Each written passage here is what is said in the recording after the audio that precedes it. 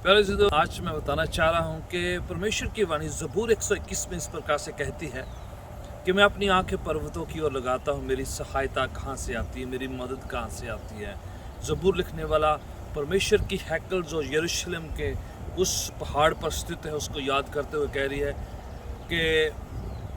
कहाँ पर से मेरी मदद आती है, मेरी सहायता कहाँ से आ रही है।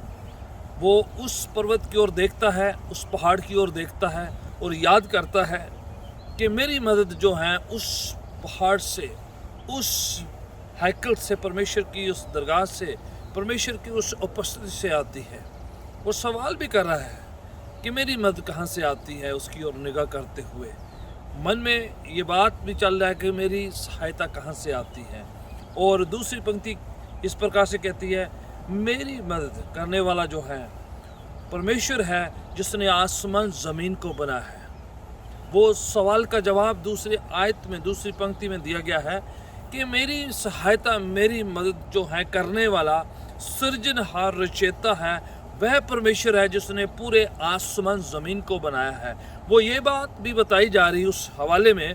कि हमारी मदद, हमारी सहायता किसी एक पहाड़ से नहीं आती है, किसी एक जगह से नहीं आती है, किसी लोकेशन से नहीं आती है, बल्कि उस परमेश्वर से आती है जिसने पूरी कायनात को, पूरी सृष्टि को, पूरे वर्ल्ड को, पूरे यूनिवर्स को बनाया है। पूरी पहाड़ों का, ज़मीन आसमान का रचयिता है, सृजनहार है, बनाने वाला, निर्माण करने वाला है। प्रियजनों, आज मैं आपको बताना चाह रहा हूँ कि हम अपनी आँखें इंसान पर नहीं, किसी व्यक्ति पर नहीं, किसी लोकेशन पर नहीं, किसी ज़मीनी चीज़, वस्तु, शय पर ना लगाएं, बल्कि उस परवरदिगार, सृजनहार, रचयिता, क्रिएटर,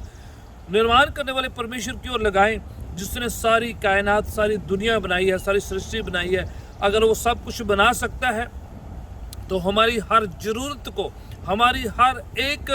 उस नीड को पूरा कर सकता है जो आपके और मेरे सामने है। आए उस परमेश्वर की ओर ताकें जो सब ज़रूरतों को पूरा कर सकता है, सब कमियों को पूरा कर सकता है, सारी खामियों को दूर कर सकता है, और वो हमें ना केवल के बचा सकता है बल्कि हमारी सब ज़रूरतों को पूरा कर सकता है। आए उस प्रभु की ओर ताकते रहें, देखते रहें, निहारते रहें और उसकी ओर चलते रहें जो हमें अपनी तरफ खींचना चाहता है, हमारे पास आना चाहता है और चाहता है कि हम उसके करीब आएँ। God bless you.